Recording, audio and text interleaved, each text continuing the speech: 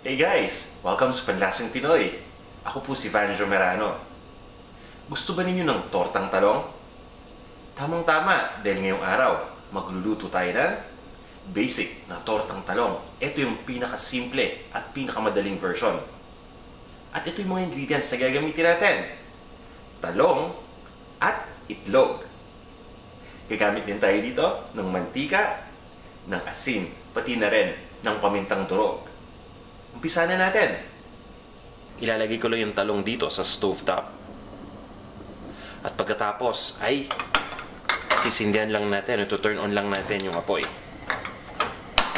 Ang ginagawa natin ngayon ay niluluto natin yung talong, so yung loob nito kailangan nating maluto.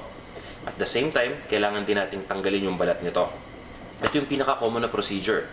Kasi yung paglagay natin ng talong dito sa taas ng stovetop, ang ginagawa nito ay niluluto nito yung loob na bahagi ng talong habang sinusunog yung balat.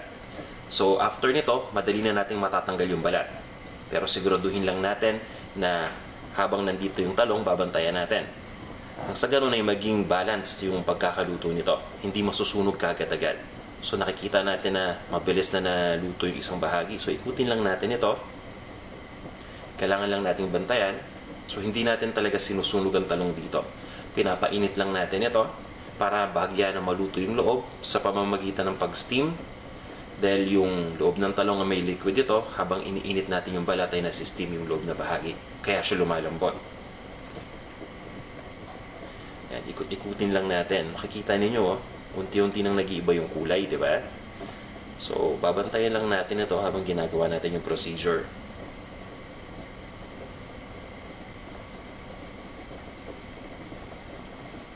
Ayan, ikutin ba natin? Papansin niyo na itim na yung bahaging to. Tama-tama na yan. At maya-maya mapapansin niyo, no? May lalabas na lang dito na steam. So huwag kayong magugulat. Yun yung steam na galing sa loob ng talong. Since pinapainit natin yung labas nito, yung loob umiinit na rin. At since naluluto na nga yung loob through steaming, gaya nga na sinabi ko kanina dahil dun sa liquid na nasa loob ng talong, nag-escape na ngayon yung steam dito. Kaya yun yung usok na makikita ninyo. So huwag kayong matakot kapag nakita nyo yan. Normal lang yan. So itutuloy lang natin itong ginagawa natin hanggang sa tuluyan ng maluto yung talong. Kagaya nyan. Nakikita nyo, lumabas na yung steam kanina. Kaya itong part na to bumukas na. So yan. So ang gagawin natin ito once na matapos natin itong ating ginagawa ay i-cool down muna natin yung talong. Pagkatapos ay tatanggalin na natin yung balat nito. Mas madali ng balatan to ngayon kapag nagawa na natin itong procedure na to.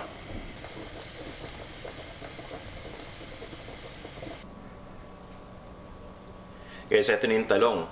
Hindi na ito mainit, so napa-cool down na natin to. Pwede na nating tanggalin yung balat nito. At simple lang yung pagtanggal ng balat. Gagamitin lang natin yung kamay natin. Kaya kailangan nating ipa-cool down to initially. Sa ganun na hindi tayo mapapasok.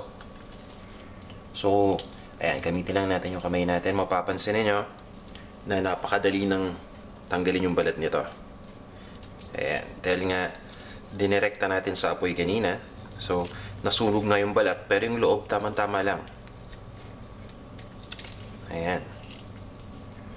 So, ang gagawin ko dito, itutuloy ko lang yung pagtanggal ng balat. Pagkatapos, i-ready na natin to. Dahil pipirituhin natin to maya-maya. So, ang gagawin natin ay i-ready na natin yung mixture ng itlog, ng salt, pati na rin ng ating ground black pepper. Pagkatapos ay i-dip lang natin itong talong doon at ipiprito na natin. I-ready na natin yung itlog. Ika-crack lang natin yung itlog dito sa bowl. Pagkatapos, maglalagay lang tayo dito ng asin, pati na rin ng ground black pepper. Okay? So, yan ang itlog. Lalagyan lang natin to ng ground black pepper, pati na rin ng asin. Mas simple pa dito kung gagamitin niyo asin lang. Yan, ating asin. Pagkatapos nito, ibibit lang natin. O ibabati lang natin. Pakabilis lang. Gamit natin dito, tinidor lang. At once na mabit na natin yung itlog, o mabati natin yung itlog, i-ready na natin yung talong.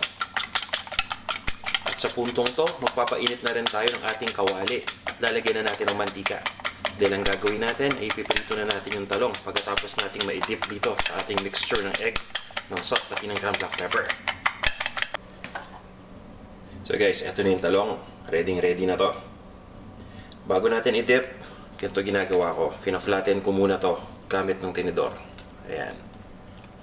Kaya makikita niyo yung tortang talong medyo parang paddle shaped dahil fina-flatten muna yan bago iprito. So simple lang yung pag-flatten. Huwag ninyong ipipress mabuti ha. Dahan-dahan lang. Isa-slide lang natin yung tinidor. Ayan.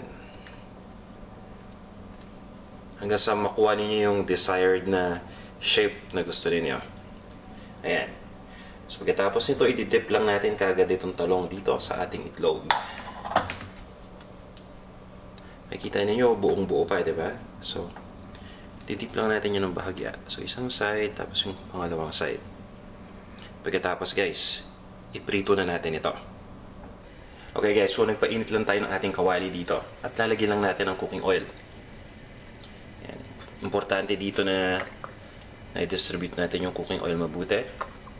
Dito sa ating lutuan, lalong-lalo na kung hindi ito non-stick. Dapat nalagyan natin ng oil. Nang sa ganon ay hindi dumikit yung ating niluluto. Especially kung magpiprito tayo. So, ayan. Swirl lang natin. Siguraduhin natin na nalagyan ng oil yung mga bahagi na madidikitan ng talong para hindi ito dumikit dito sa ating lutuan. Ayan. Tapos, pabayaan lang natin itong uminit pa. At once na uminit na yung mantika, ipiprito na natin kagad yung talong. Guys, sa tingin ko, ready na tayo. So, ilalagay ko na yung talong dito sa mantika. Ito yung ating pinaka-basic na tortang talong. So, nakalagay lang siya dito sa ating beaten egg mixture. At pagkatapos ay unti-unti na natin i-slide dito. Ayan. Papabayaan lang natin maluto ito. Pagkatapos, maya-maya, ibabaliktad naman natin at yung kabilang side naman yung ating lulutuin.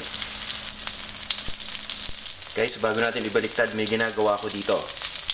Mapapansin niyo na may natitira pang itlog kadalasan. So, ilalagay lang natin dito sa taas para hindi naman masayang. Pagkatapos, gagamit lang tayo ng ating spatula. Tutulak lang natin yung mantika papaloob. Nang sa ganun ay hindi kumalat yung itlog. At mag-remain pa rin siya dito sa taas ng talong. Ayan.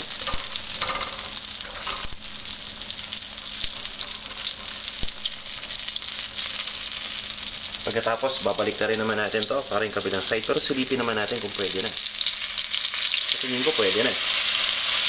Nakikita ninyo na medyo brown na yan. So, tutulak lang natin ang ating spatula ito. So, hinahawakan natin yung tangkay ng talong habang ginagamit natin yung spatula para makita natin. So, lulutuin ko pa ng konti. Medyo hilaw pa yung gitnang bahagi ng talong. Tuloy lang natin ito ng ilang segundo pa. Pagkatapos ay ibabaliktad na natin.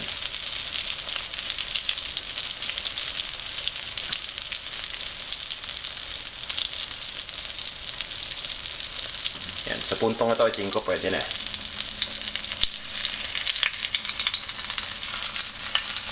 Yan. Pagkatapos, iikutin lang natin. Kagaya niya.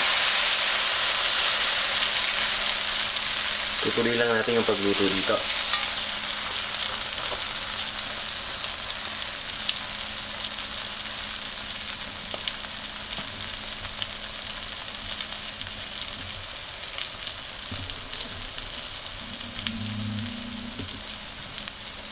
And guys, once na maluto na natin itong ating tortang talong, ililipat lang natin to sa isang plato at serve na natin. Guys, pagkatapos nating maprito, ito na yung ating basic na tortang talong. Simpleng-simple lang. Isa lang ang special dito. Yung nagluluto. Kayo yun. O diba, tikman na natin. Kadalasan naglalagay ako dito ng ketchup kapag kumakain ng tortang talong. So, lagyan natin ng ketchup. Ito yung nakasanayan ko eh. Kung ayaw nyo mag-ketchup, okay lang yan. Walang pilitan. Di ba? Ayan. Lalagyan lang tayo dito ng ketchup. Konti lang. At tumatalsik pa yung ketchup sa gilid. Alright. Tikman na natin to.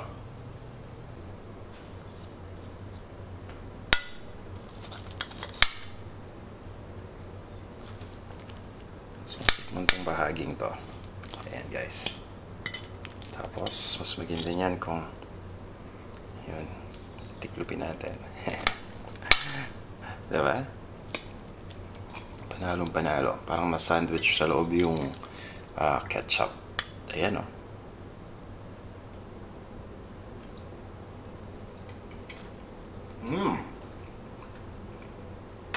Sarap. Maraming salamat sa pagnood itong video. At sana huwag kayong magsawa na manood pa ng ibang mga video natin, guys. Sana magkita-kita tayo sa mga susunod pa nating videos.